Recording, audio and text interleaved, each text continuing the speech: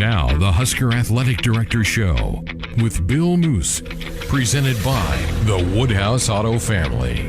Woodhouse Auto Family. Shop Woodhouse first. 18 brands, 18 locations, one team to help you get on the road faster. Woodhouse Auto Family, the official auto dealer of Nebraska Athletics. And now, here's your host, Greg Sharpe. Thank you. Welcome to our monthly sit-down chat with the athletic director for the University of Nebraska, Bill Moos.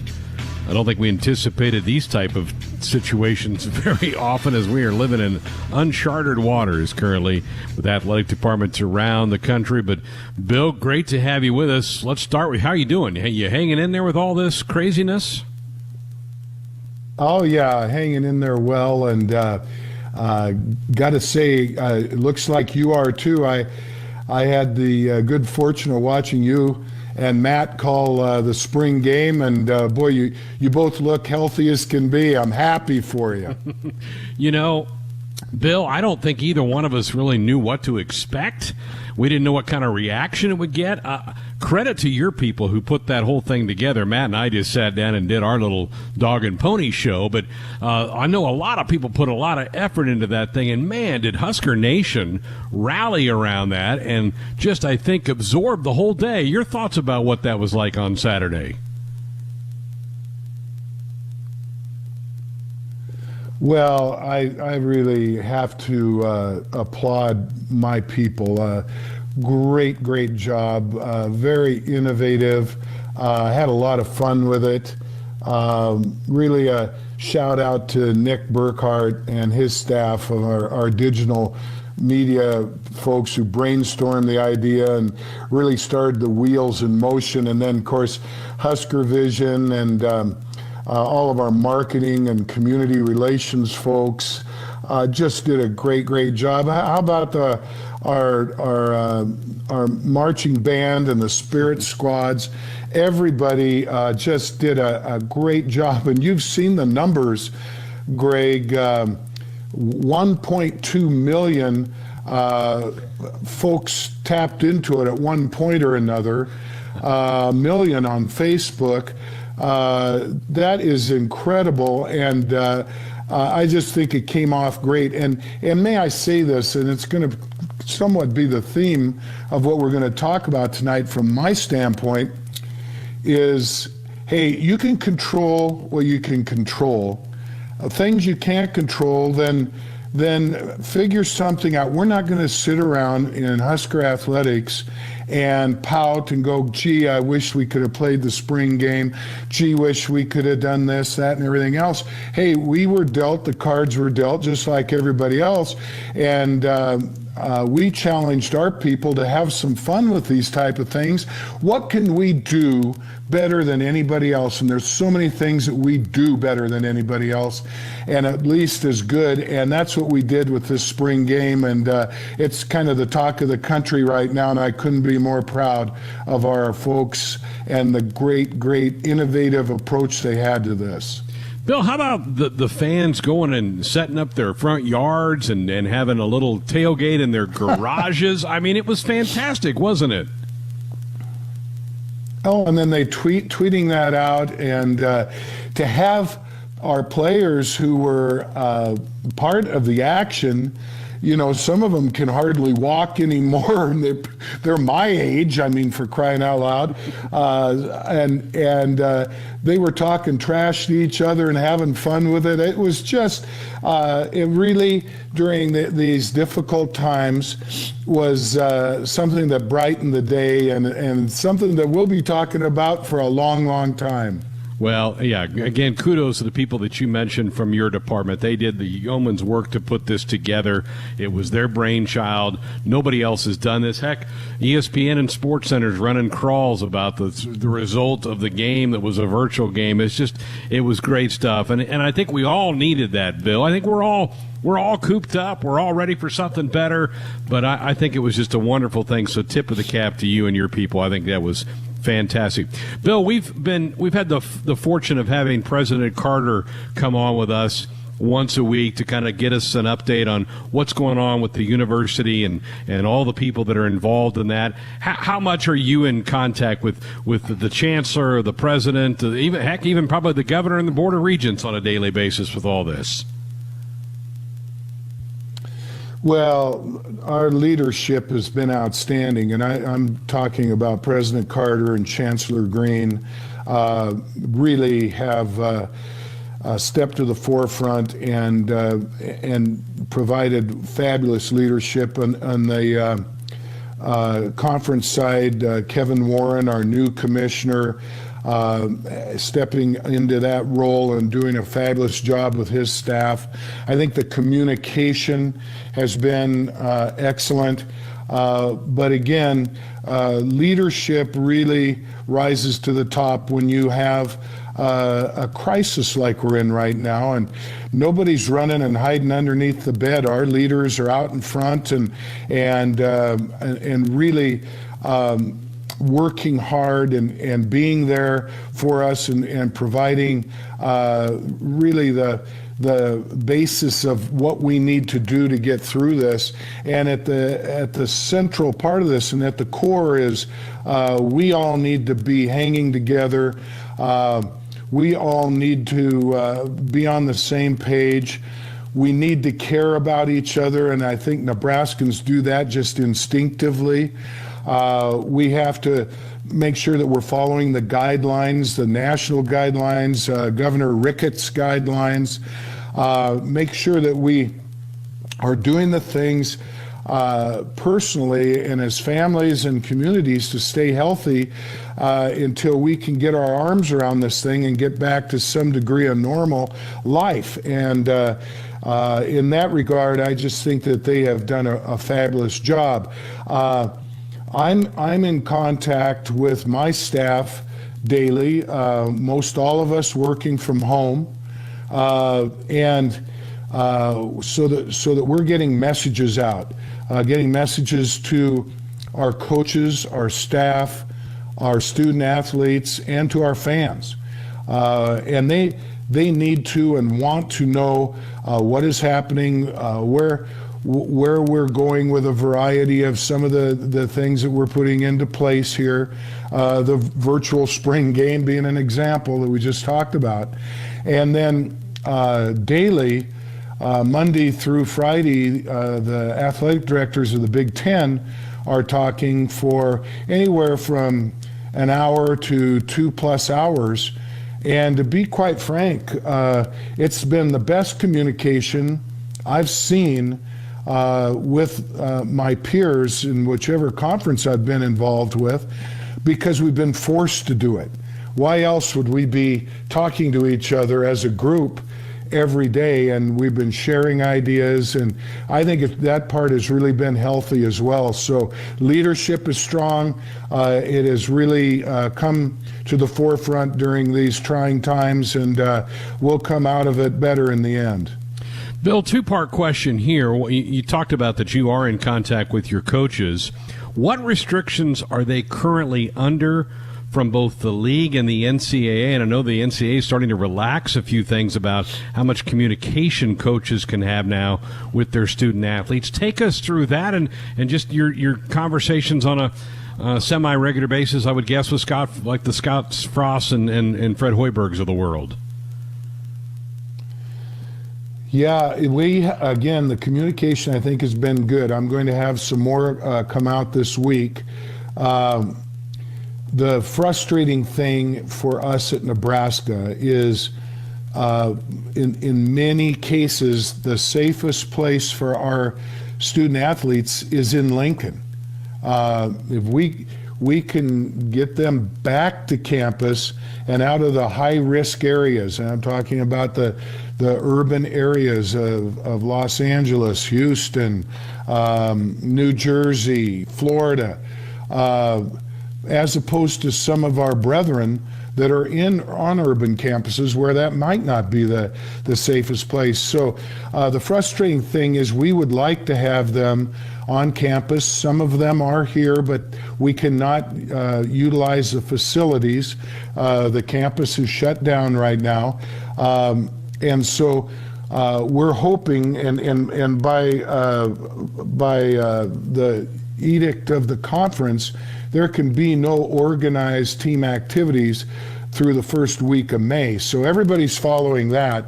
Within Nebraska, we could be together in groups of 10 or under, and we were hoping that we could be in a weight room, not being coached, but being supervised, and we can't do that right now. So that's frustrating. So we're hoping that our young people are staying in shape as best they can, and are trying to get into some kind of a routine where when this is all over and we get them back to campus, that we don't have to start from ground zero in that regard. In recruiting, there have been some changes, some mandates that have come out, and even in the national scene from the NC2A, but we've all had to follow those together. What we're encouraging our coaches to do is there are things that we are permitted to do within the confines of our programs that can help us in the recruiting piece. And again, a lot of that comes through communication as in to the extent that it is permissible. Bill Moos is with us. This is our April edition of the Athletic Directors Show here on the Husker Sports Network. 866-HUSKER-1, 866-487-5371, the number if you want to dot us up with a comment or question. You'd be doing so on our Sports Nightly Hotline, brought to you by the Woodhouse Auto Family, bringing you more choices in brands, locations, and service. Experience the difference. Purchase with confidence. This is Woodhouse. We're back on our April edition of the Athletic Directors Show, brought to you by Woodhouse Auto Family. Shop Woodhouse first. 18 brands, 18 locations, one team to help you get on the road faster. Woodhouse Auto Family, it's the official auto dealer of Nebraska Athletics. Greg Sharpe with Bill Moos. 866-HUSKER-1, 866-487-5371, the number if you want to dial us up with a comment or question. Let's start in Lincoln tonight. Susie, good evening. Welcome to Sports Nightly. You're up with Bill Moos. Yes, Bill. There are a lot of fans that compete to see Scott Frost and the different players. And when you turn everybody loose, and there's people in wheelchairs and on crutches and dragging oxygen tanks, and then there's people who are fit and healthy, and they run right past you, and they get in line first because they can. And then the people who are handicapped, sometimes they don't make the cut because the time is already gone. And is there anything that you can do to allow the handicapped people in a half hour before everybody else, or allow a certain time frame for them as opposed to the entire, everybody, each man for himself? And like the year that I'm talking about is the first year that Scott Frost was coach, and I stood in line to get a football signed because friends of mine, their brother and his wife were killed head-on in a car accident, and these kids really wanted football shirts and a football really bad.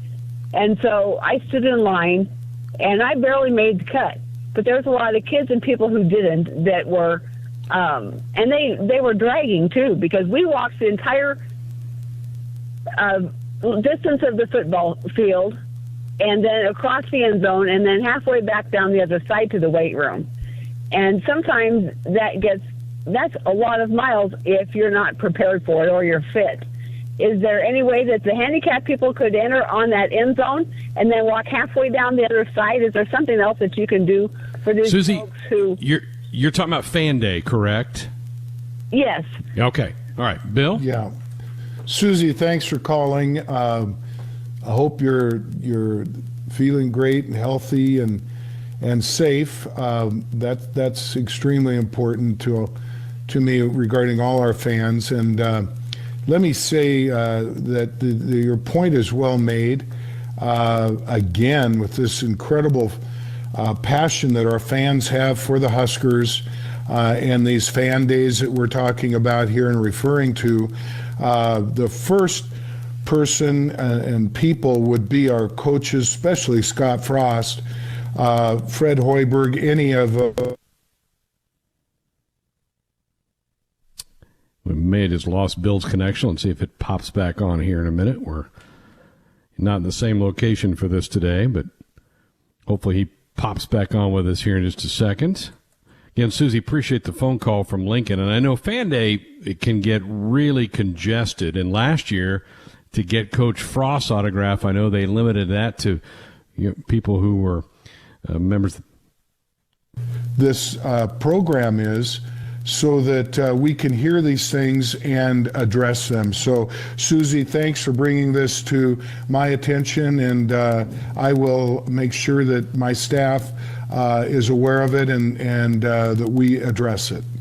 Susie, again, appreciate the phone call. Again, hopefully we have a Fan Day for folks to attend come August. You talked about how your staff's being creative. Obviously, we're still in a semester. We've got finals still a couple of weeks away, so I know your academic department, Bill, still working pretty closely hand in hand with the student athletes. I'm guessing that the nutritionists are also trying to stay in touch and make sure that these athletes fuel correctly. Greg, I'm glad you mentioned this, because all of our various units of Husker Athletics are working. I mean, just our student athletes are still taking classes. And so they need the academic support.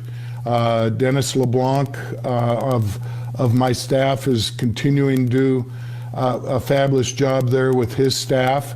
Not face-to-face, but our student athletes have access to all of those people in our academic area. Same goes for compliance.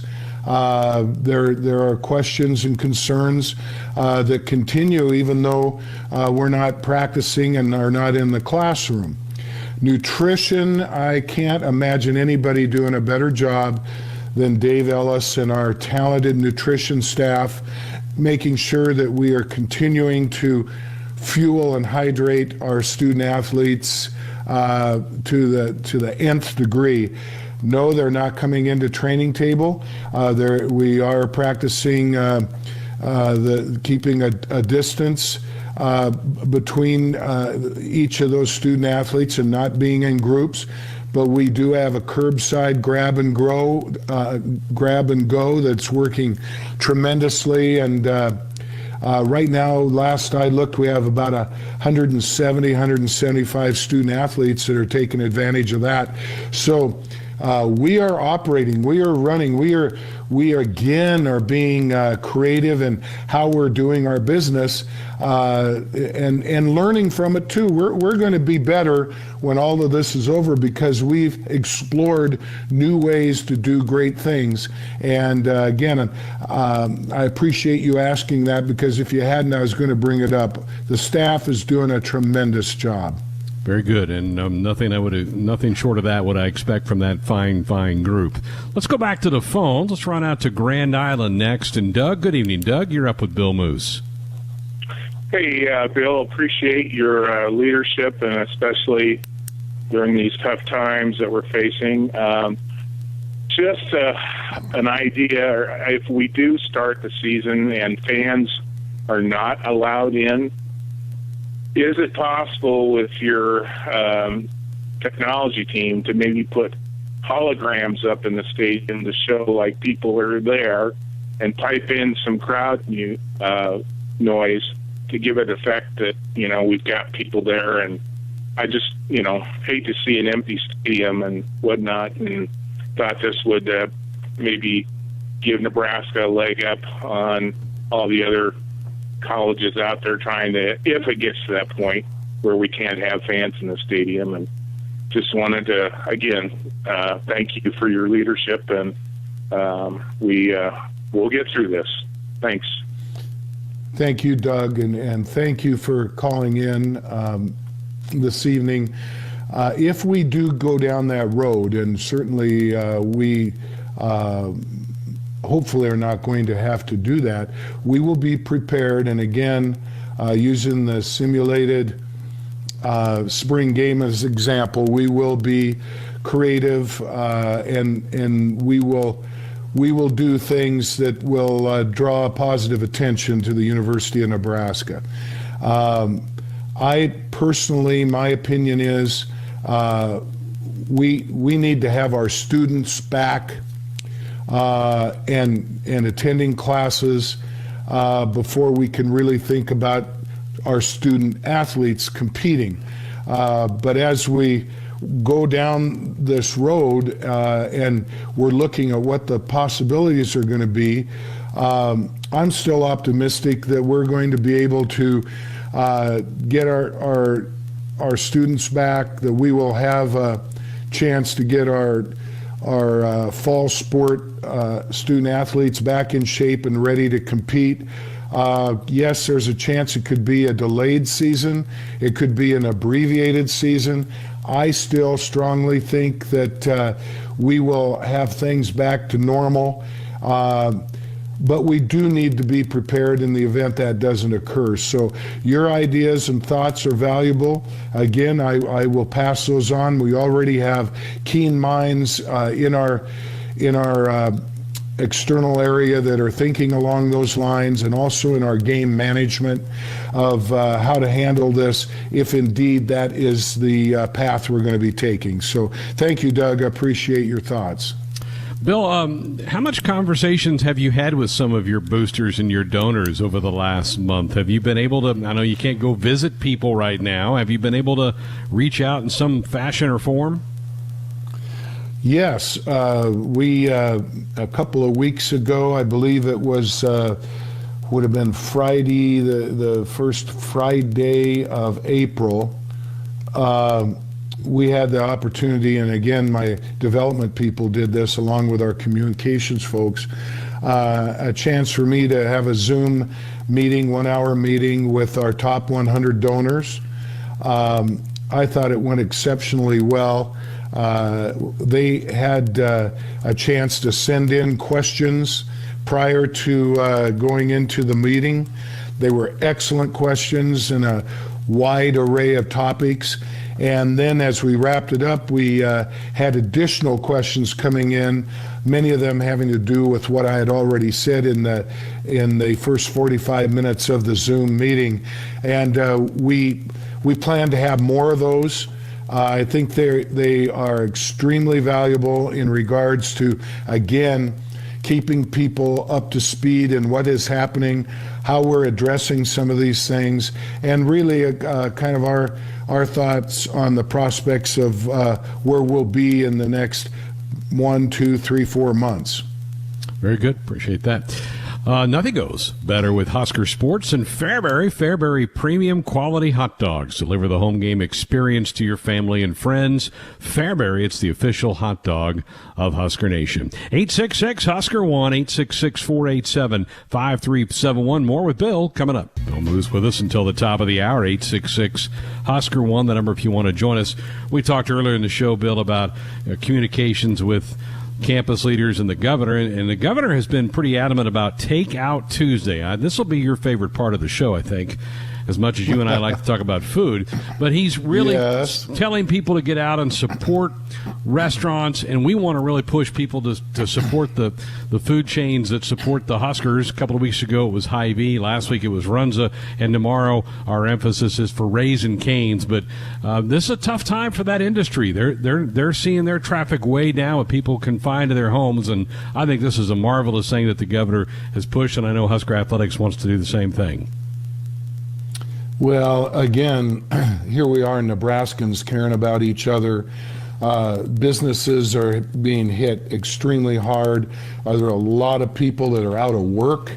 But once again, I look at the innovative approach of our businesses and the great people of Nebraska with, again, takeout options at restaurants, supermarkets. There are restaurants that are offering meals to go that have never done that before.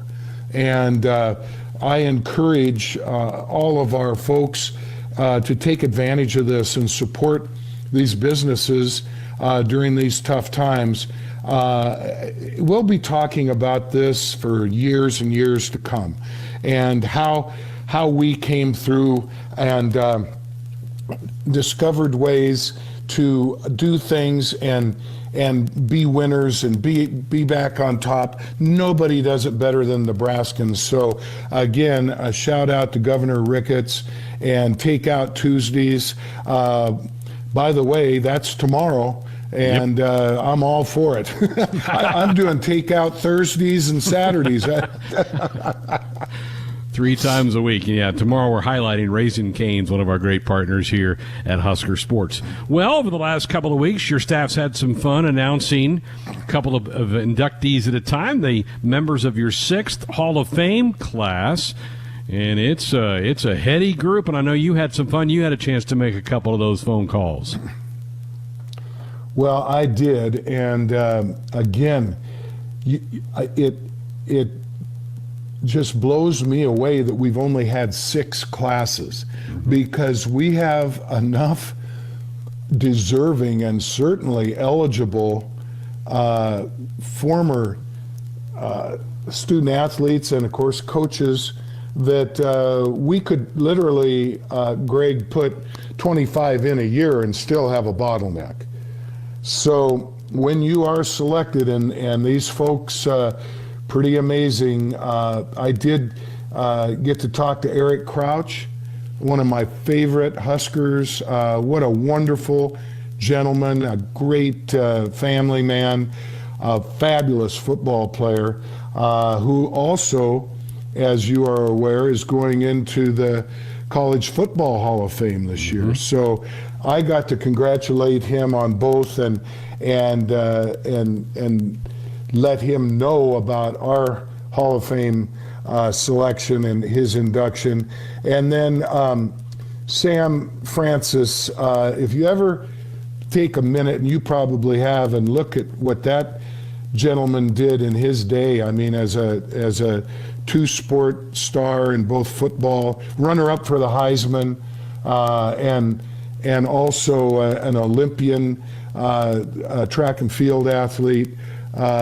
Just a very, very deserving individual. I got to talk to his grandson, and what a fabulous visit we had. But Terry Pettit, Jordan Larson, we've got just a fabulous class going in, and I always look forward to it. To me, there is no greater honor you can give to those who represented you in intercollegiate athletics than to induct them into the Hall of Fame. And that's what we're going to do this fall, and I certainly am going to look forward to that. It's going to be a very, very great weekend when we get to do that. Regardless of where we are in the competition part, we're going to make sure that these people are celebrated and honored in a fine fashion. Oh, it's a great, wonderful group, and kudos again to all 6 of those. Well deserved for that. You talked earlier in the show, Bill, about the challenges your coaches are having right now and to try to do some recruiting. Your winter and spring sports still really trying to recruit. Obviously, the football staff, this is the time of year usually they go out and visit high schools. They can't do that. But some pretty good news for Fred Hoiberg last week with those 5 signees that he announced. A lot of them have already played at a very high level Division I basketball, and I know he's anxious to put this past season behind him and move into year 2 with he and his staff. Your thoughts about the direction of the men's basketball program? I think it's in a great place. We all knew that this was going to be a challenging first year. There's no greater competitor than Fred Hoiberg in his career as a college athlete, and a great one as a professional athlete in the NBA, as an NBA head coach and front office individual. He's a competitor, and we're going to win in men's basketball at Nebraska. I think we all know that there's a great deal of talent that could not compete this year because of transfer rules, and they are a talented group. We're going to get excited about them, but also 5 new faces that are really going to make a difference. So don't miss out on this upcoming men's basketball season. And Amy Williams has done a great job on the women's side as well. signed 3 outstanding players, and just like in the men's side, these are talented signees, and we've also done the same in several other sports. So recruiting never ends. Even during these trying times, we're still recruiting hard in every way we can by following the rules. It is day and night effort, and our coaches are doing an exceptional job. How tough is it, Bill, right now on the football staff? As I mentioned, this is after spring ball ends. It's usually when the assistant coaches canvass the country and go visit high schools and start looking. And also, the spring game is always a big recruiting weekend to bring young men, student athletes onto campus for that. They only got 2 of the spring practices. How about the challenges ahead for Scott Frost and that staff? Well, the good news there is that we had an outstanding recruiting year that we just finished. And, again, another top 20 recruiting class. But as I mentioned just a few minutes ago, the frustration is we need to be working on that 21 class and even, down the road. And we're doing everything we can, again, within the rules to make sure that we're on top of that. We've got some outstanding prospects out there that are extremely interested in the University of Nebraska, and we have a quality staff. We made some changes this last year, as you're well aware, and even upgraded better than I think we were. And this is just a great group of guys that our competitors have fabulous relationships and networks throughout the country, and I know they're excited to get back to it and get this recruiting class that we're really excited about secured and get on into the season. Now, without a spring game, that's an outstanding stage and opportunity to showcase everything we have, but all the other programs didn't get an opportunity to have a spring game as well. But the one thing that does create an unlevel playing field is that we did only get 2 of our 15 spring practice sessions in, when some of our competitors within the league in the Big Ten got as many as 7 or 8, some maybe even 9. So hopefully that's going to be able to even out down the road. And we're having those discussions with our coaches in the Big Ten, and there will be 2 very, very big conference calls on that later this week. Very good. We'll look for some information about that down the road. Dorothy Lynch, Homestyle Dressing and Condiment. It's the one-of-a-kind taste that goes with anything, good for game day or any day. Dorothy Lynch, endless flavorabilities.